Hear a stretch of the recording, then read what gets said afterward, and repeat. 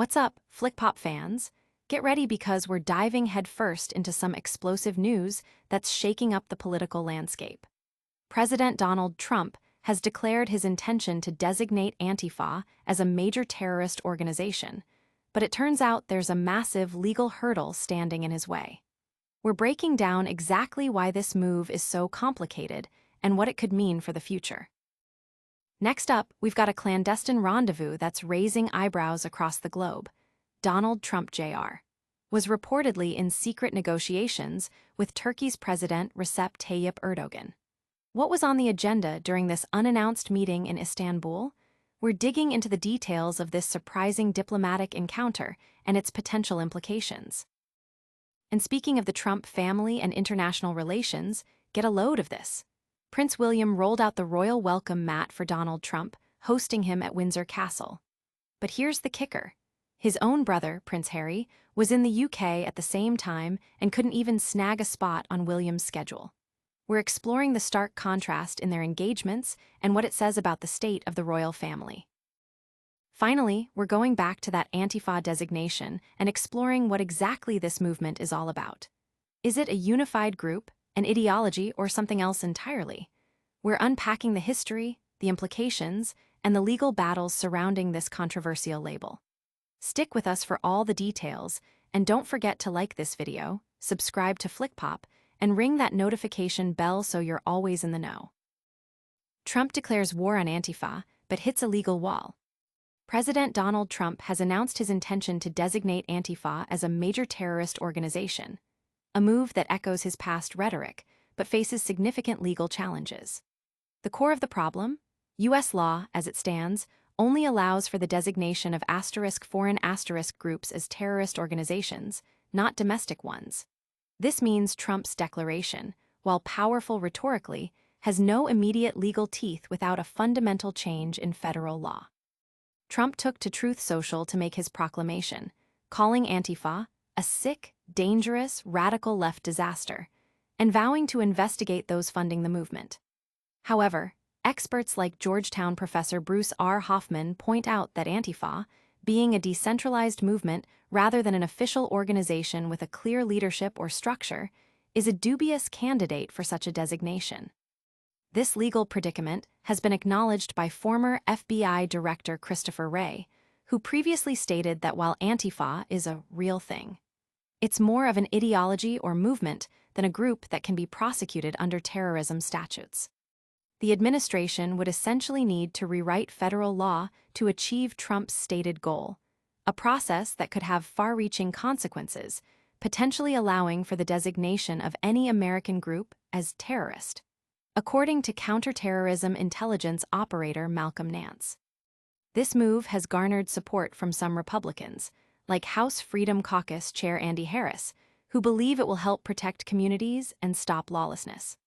However, the lack of a legal mechanism is a recurring theme. A petition to classify Antifa as a terrorist organization in 2017 received a White House response confirming the absence of such a process for domestic groups. The implications are significant, as a Congressional Research Service report highlights that while domestic terrorism is defined, no federal criminal provision explicitly labels groups as domestic terrorists in the same way foreign ones are.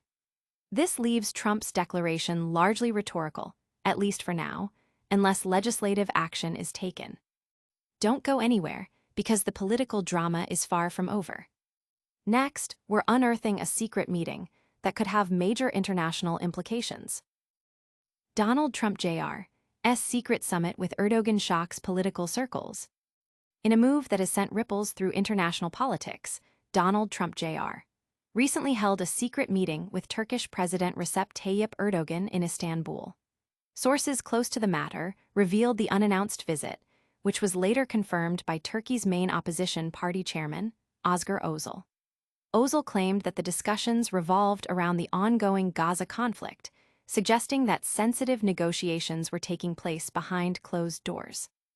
Özel, speaking at a rally, stated that while Trump Jr. was referred to as a businessman during the protocol, his name was not explicitly mentioned. He criticized Erdogan for engaging in business with Trump's son through lobbying companies while Palestine is suffering, and accused the Turkish president of merely pretending to criticize Israeli Prime Minister Benjamin Netanyahu without confronting the real patron, Trump. A Turkish source close to Erdogan, however, downplayed the meeting, describing it as a mere courtesy visit with no formal discussions on Gaza or any other specific topics, thus refuting Ozal's claims of substantive negotiations. Although Donald Trump Jr. holds no official position in his father's administration, his influence is widely recognized, and he serves as executive vice president of the Trump Organization. This visit also highlights Trump Jr.'s familiarity with Turkey, having visited previously for business and personal trips. Meanwhile, President Erdogan is reportedly seeking a bilateral meeting with Donald Trump Sr. on the sidelines of the UN General Assembly to discuss critical issues like the F-16 fighter jet deal and regional stability. Trump Jr.'s extensive travel in the region, including visits to Riyadh and Doha, further underscores his active role in international dealings. This high-stakes diplomacy is just the tip of the iceberg. Stay tuned as we uncover surprising royal engagements and stark family divides. Antifa, more than meets the eye in Trump's terror designation debate. President Donald Trump's recent declaration to label Antifa a major terrorist organization brings renewed attention to a movement often misunderstood and broadly defined. While Trump's promise dates back 5 years, the practicalities of such a designation remain complex, especially given Antifa's nature as a decentralized, ideological movement rather than a structured organization. Antifa, short for anti-fascist, encompasses various leftist and anarchist groups who often appear at protests against police or government actions. Unlike more organized groups like the Proud Boys or Oath Keepers, Antifa lacks a central leader, hierarchy, or command structure, making it difficult to target as a singular entity. Its roots trace back to anti-fascist movements against figures like Mussolini and later, white supremacist groups in Europe, and the US. The term gained prominence during Trump's first term, particularly after clashes at protests in Charlottesville and its association with Pacific Northwest cities like Seattle and Portland. Members often wear black and masks, sometimes engaging in confrontations with counter-protesters, journalists, or law enforcement.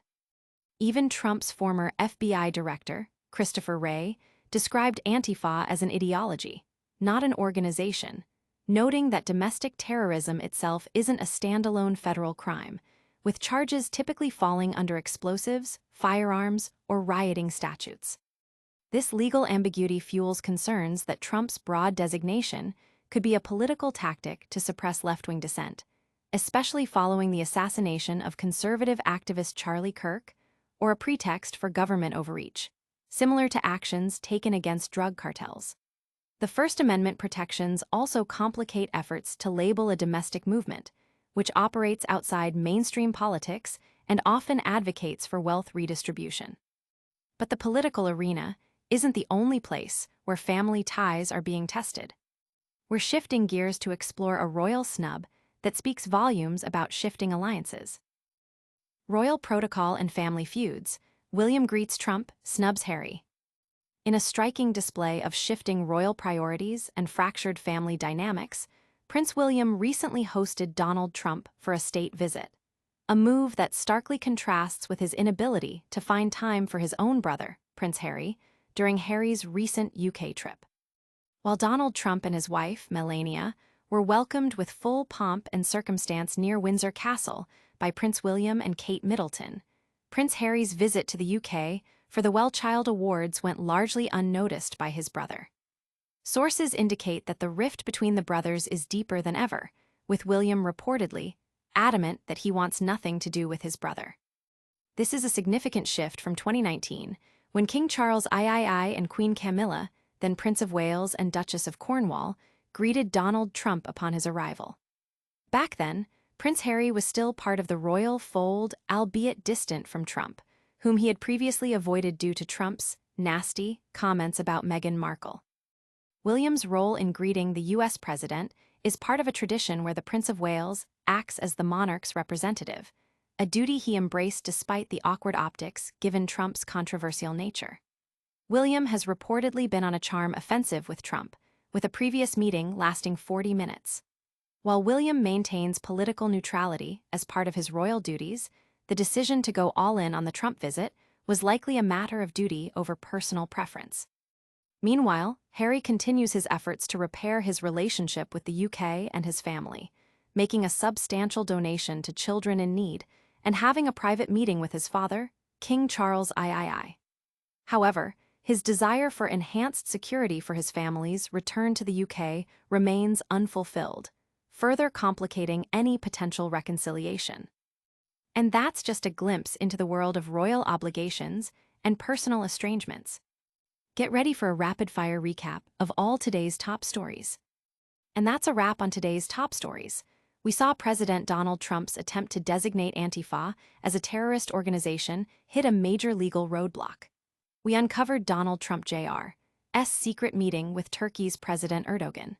We explored the complex nature of Antifa and the challenges in labeling it a terrorist group.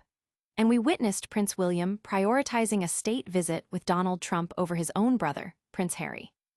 Don't miss out on future updates. Hit that subscribe button, ring the notification bell, leave a comment below telling us your thoughts on these stories, and follow us on all our social media channels for more exclusive content.